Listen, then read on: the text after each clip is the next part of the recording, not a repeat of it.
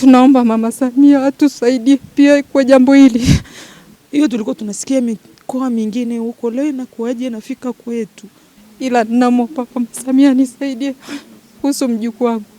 Na pia tunaiomba vyombo vya habari mtusambazie habari zetu kwa wakati ili tuweze kusaidika kwa jambo hili lililotukuta. Wakasema kwamba wao ni madaktari, wanataka wawachome watoto chanjo, na ilikuwa ni watoto ambao ni waliotoka kuzaliwa tu. Wakawa wanauliza jinsia ya watoto, wanauliza kila mtoto ni jinsia gani. Wakasema kwamba wanaenda kuchoma chanjo, wakamchukua mtoto, wakasema na wengine wajiandae waje wachukue watoto waende wakawachome chanjo. Nimekaa baada ya muda hamna mtu anayerudi.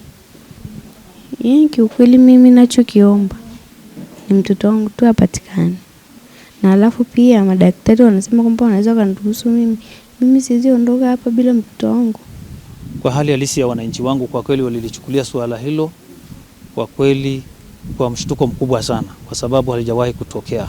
Ndio maana hata unawaona wako wengi hapa wanaozunguka hapa wanafuatilia jambo hili, swala hili kwamba limekuwa kwaje, jambo hili limetokeaje, kwa sababu halijawahi kutokea na wengine hawajawahi kusikia. Kwa majina naitwa Dr. Madama Hussein, mganga mkuu wa halmashauri ya wilaya Babati. Kwa jana limetokea tukio ambalo sio la kawaida la mama kuibiwa mtoto. Huyu mama anaitwa Rahma Mpinga Mlai, miaka 19. Na huyu alikuwa ni mtoto wake wa pili. Mtoto wake wa kwanza na umri wa miaka 4. Na huyu tu ndio alikuwa amezaliwa mtoto wa kike. Kwa hiyo ilitokea kwamba muda wa saa 3 watu wasiojulikana, ikiwa ni mwanamume na mwanamke, na yule mwanamume walijitambulisha kama ni watu wa huduma, walieleza kwamba walikuwa na lengo la kutoa huduma za chanjo kwa muda ule wa saa 3, ambao kabisa ni kinyume ambacho cha utoaji wa huduma katika vituo vyetu. Na walimchukua pamoja na kwamba kulikuwa na watoto wengine na mama wengine, watoto wao ambao walikuwa tayari wameshajifungua katika wodi ya kina mama baada ya kujifungua postnatal ward. Kwa hiyo walimchukua, na baada ya muda, baada ya saa moja, mama aligundua kwamba mtoto harudishwi, na ndipo alitoa taarifa kwa wauguzi waliokuwepo. Matukio haya kunaendelea kutuamsha zaidi pia kuchukua hatua kwa maeneo mengine, kuzingatia mazingira ya kiulinzi na kwa maeneo yote, licha ya kwamba taratibu zipo, lakini tunadhani pia tutaendelea kusimamia katika maeneo yote ya serikali, lakini pia na jamii kwa ujumla.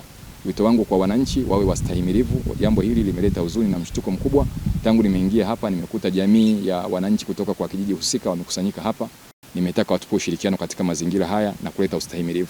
Ninawaahidi hilo, na serikali iko kazini, kwa sababu kazi ya kwanza serikali ni kulinda usalama wa watu.